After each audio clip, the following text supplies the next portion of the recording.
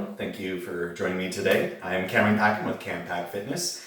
And so this is the second video in a two-part thing where I'm talking about stretching. In the first video I covered the first three forms of stretching. This is the fourth form. A little bit of review. There was static stretching, ballistic stretching, very bad, and then dynamic stretching, and this fourth one that we're going to be covering today is Pnf or resistance stretching. Now what Pnf stands for is proprioceptive neuromuscular facilitation, right? But no one's going to remember that, right? So I just like to call it resistance stretching, okay? Now, as a little bit of review, right? So when you do stretching, you always want to have a nice warm-up before you stretch, right? And then static stretching and Pnf or resistance stretching, you do not want to do before you exercise, especially before higher intensity exercises that require higher levels of strength, which I explained in the previous video, right?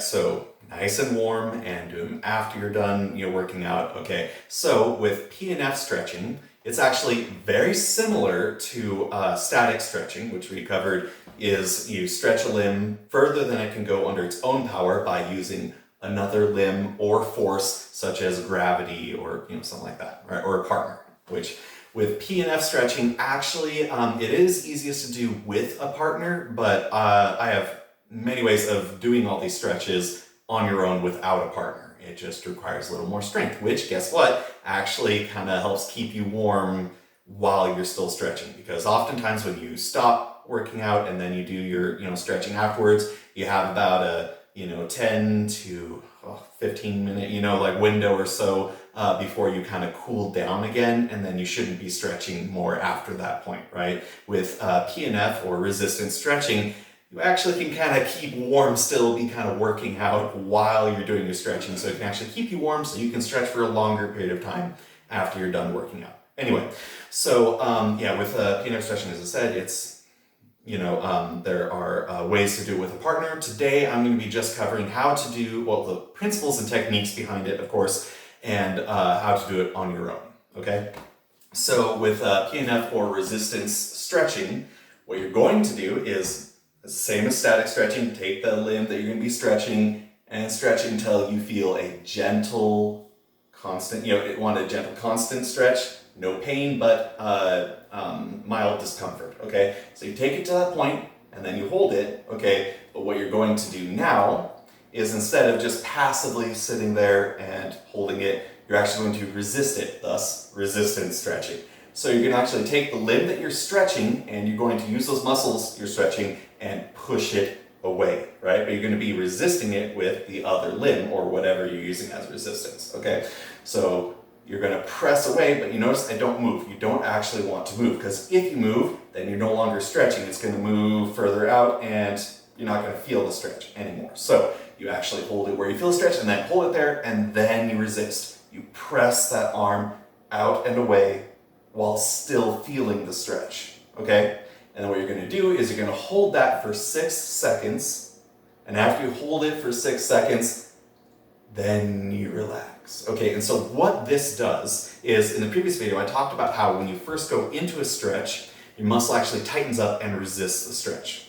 With Pnf or resistance stretching, you actually artificially help that muscle to relax, okay? So usually you kind of start with just kind of a passive stretch for 10 seconds where you're not resisting, so for about 10 seconds, and then you resist it, push away for 6 seconds, and then you relax again for 10 seconds. And during those 10 seconds, usually the muscles start to relax a bit, and so then you can start to dip a little further into the stretch, okay?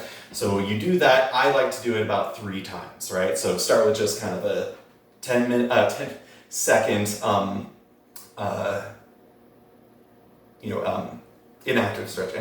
And so you hold it for 10 seconds, and then you resist it. You press that limb away, but you don't move. You don't let yourself move further out of the stretch, because then you won't feel it any longer. And then relax for 6 seconds, where you let it dip further in. And then you do it again. 10 seconds, pressing away.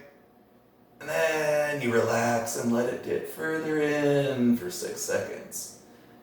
And then remember, you're going to want to count this. I'm just kind of speeding up so you're not sitting here with me all day. But remember, you count first. You count for 10 seconds. So 1, 2, 3, 4, 5, 6, 7, 8, 9, 10. And then you resist, press away for 1, 2, 3, 4, 5, 6, and then relax. Let yourself dip further in. Okay, so that's just one example. I keep using this stretching your posterior deltoid because it's easy to do while I'm standing. But I'm going to go ahead and demonstrate how you do it for like a hamstring stretch. Okay, so with a hamstring stretch, okay, what you're going to do is you go down. Now, if you're doing this on your back, you can take a rope or elastic band and put it around your foot and be pulling it, towards you.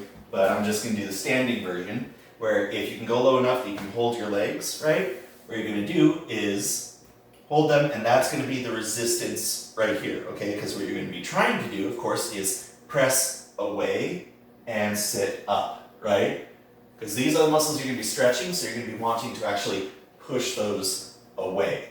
But of course, you can be resisting it with your arms here, because you do not want to actually move away, because then you won't feel the stretch anymore. So you go down until you feel a stretch, then you're going to grab, and then remember, hold it for 10, and then you're going to press away and resist for 6. So remember, I'm not actually moving, but I am trying to push away, but you're not letting yourself actually move away.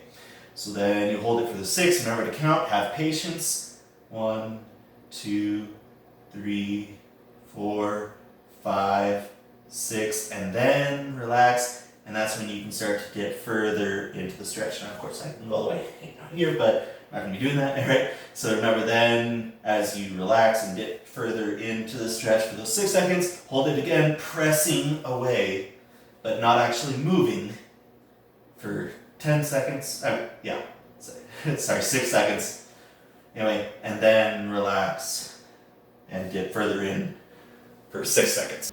Okay, now another thing I failed to mention in the previous video is that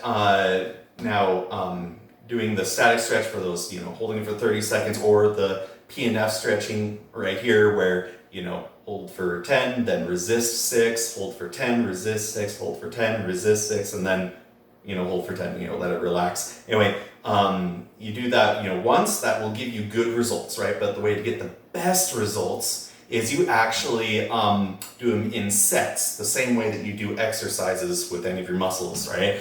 Is you do that, stretch for whether you're doing static or the Pnf stretching, right? And then you move on to a couple of other stretches, 2 or 3 other stretches, wherever, and then you come back and do that stretch a second time, right? And you go through those same stretches or whichever stretches you want to have a greater increase in flexibility with. You go back and do that stretch again, right? That is where you actually get the best increases in flexibility. But of course that takes more time, and so do whatever you have, time for, as well as you're still nice and warm, which with Pnf stretching, using that resistance, you actually can kind of help keep yourself warm while you're still stretching and things like that, all right?